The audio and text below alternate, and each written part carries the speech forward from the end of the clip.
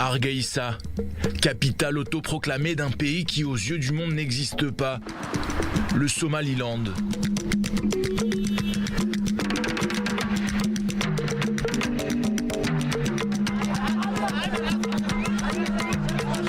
C'est aussi la deuxième plus grande ville de la Corne de l'Afrique, après Mogadiscio, capitale de la Somalie voisine. Nous avons été reconnus par Dieu, pas besoin que le monde nous reconnaisse. Nous avons été libérés du régime somalien, grâce à Dieu, et c'est le principal. Le Somaliland s'est en effet émancipé de la Somalie et a déclaré son indépendance en mai 1991. Mais le souvenir de la guerre entre les deux frères ennemis est encore bien présent dans tous les esprits. Cet avion-là appartenait à l'armée somalienne. Il a bombardé des civils d'Hargeisa qui prenaient la fuite vers l'Éthiopie. Beaucoup d'enfants et de femmes ont été tués, donc cet avion, nous le conservons en mémoire de tous ces innocents tués par la Somalie de Siad Barre. Mais les deux pays n'ont pas toujours été des ennemis.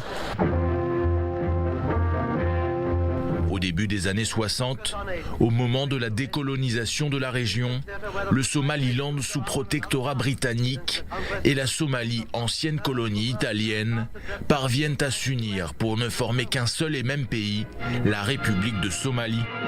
Mais l'arrivée au pouvoir par les armes de Mohamed Siad Barre en 1969, sur fond de guerre tribale, va changer la donne. Ce dernier exploiterait les populations du Nord au profit de celles du Sud, dont il est originaire.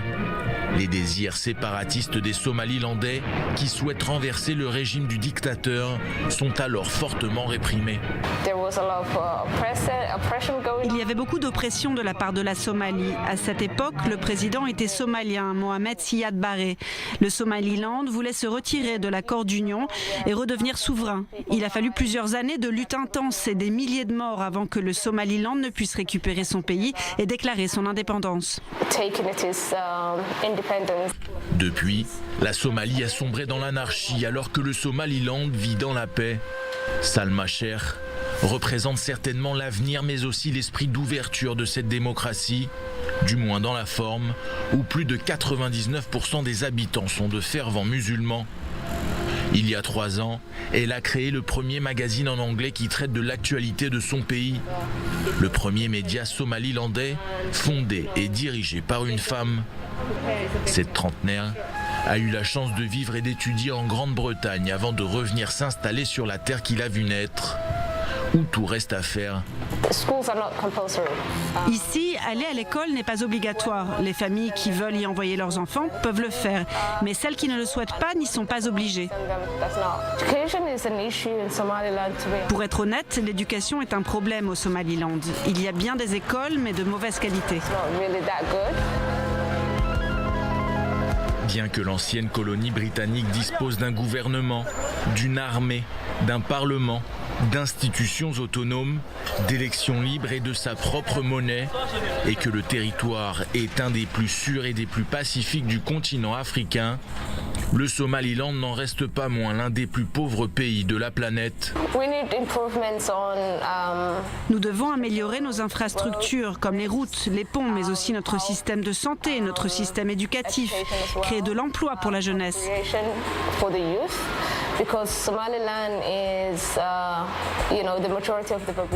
La majorité de la population est composée de jeunes de moins de 35 ans. Vous pouvez donc imaginer qu'en 70 ou 75% de la population est composée de jeunes en âge de travailler, mais qui n'ont pas d'emploi.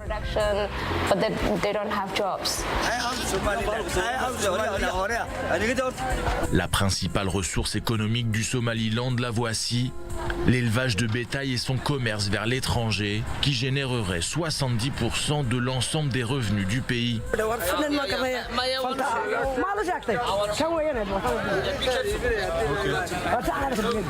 Ce marché à bétail situé à Hargeisa est le plus important de la région. Du matin au soir, on y achète et on y vend des vaches, des moutons, mais aussi et surtout des chameaux. Mes chameaux, je les vends à l'exportation. Ici, un chameau se négocie entre 700 et 1000 $. Une somme très importante pour ces commerçants. Leur vente est un très bon business pour nous. L'Arabie Saoudite est un des pays qui nous en achète le plus avec les Émirats. Les Émirats, justement, n'ont pas hésité en 2018 à investir près d'1 demi-milliard de dollars pour moderniser le port de Berbera, situé à moins de 200 km de la capitale.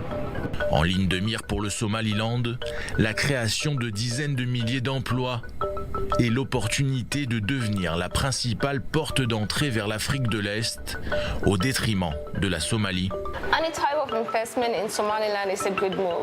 Tous les investissements au Somaliland sont les bienvenus. Nous avons un potentiel énorme pour devenir la plaque tournante du commerce sur le continent africain.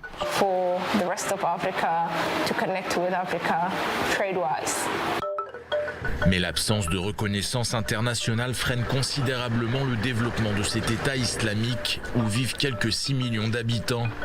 Le Somaliland n'a en effet pas droit auprès de la Banque mondiale, du FMI ou de la Banque africaine de développement pour améliorer la situation sociale de sa population et développer ses infrastructures.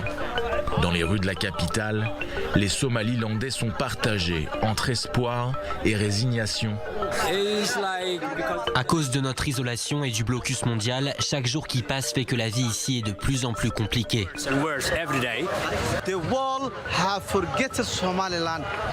Le monde nous a oubliés, mais c'est très important que nous soyons reconnus. United Nations to give the recognition from Somaliland. Since I am professor, En tant que professeur, je demande à l'ONU, l'Union africaine, l'Union européenne et le reste du monde de reconnaître le Somaliland. EU and all, for example, the world to give the recognition. Nous avons déjà une longue histoire de paix et de stabilité de plus de 30 ans. Stability for the last 30 years. 30 years we asking why you don't. Ça fait 30 ans que nous demandons à être reconnus. Je ne pense pas que le Somaliland le sera un jour. La Somalie ne le souhaite pas. Plus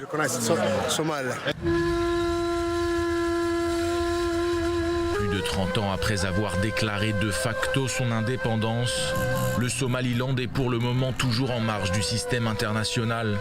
Et pourtant, cette petite république de la Corne de l'Afrique a su prouver au monde que la construction d'un État démocratique et un certain degré de développement peuvent être atteints sans beaucoup d'aide internationale. Alors que la perspective d'un éventuel conflit militaire avec la Somalie voisine reste toujours d'actualité.